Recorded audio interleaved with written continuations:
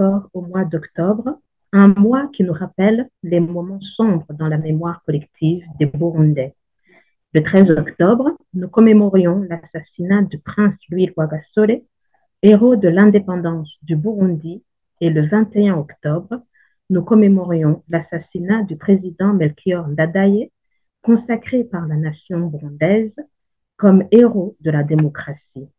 Bien que ces événements soient tristes, ils nous rappellent aussi l'avènement des premières dames en matière de promotion des droits politiques des femmes. L'année 1961 a vu l'élection de la première femme comme membre du Parlement.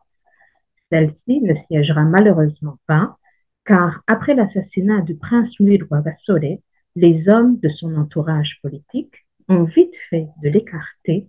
car selon eux, ce n'était pas encore le moment pour une femme d'occuper une telle position. Ce fut une trahison de l'idéal du prince Louis Rwagasore qui avait fait des femmes des alliés incontournables et qui avait négocié avec succès auprès des Nations Unies le droit d'élire et de se faire élire pour les femmes au moment où ce droit était encore un rêve dans la plupart des pays. Nous voudrions saluer de son vivant Madame Bernadette Banhumuhari, la première femme qui a brisé les barrières de la discrimination des femmes en politique. Quant au président Melchior Ndadaye, on se souviendra de lui pour avoir nommé comme première ministre une femme qui, de surcroît, n'était pas de son obédience politique, alors que rien ne l'y obligeait. Il nomma aussi pour la première fois une femme comme gouverneur de province. Le mouvement Inamahoro rend hommage à ces héros de la nation qui ont permis à la femme burundaise d'atteindre le plafond de verre en matière de participation politique et appelle de tous ces voix que les hommes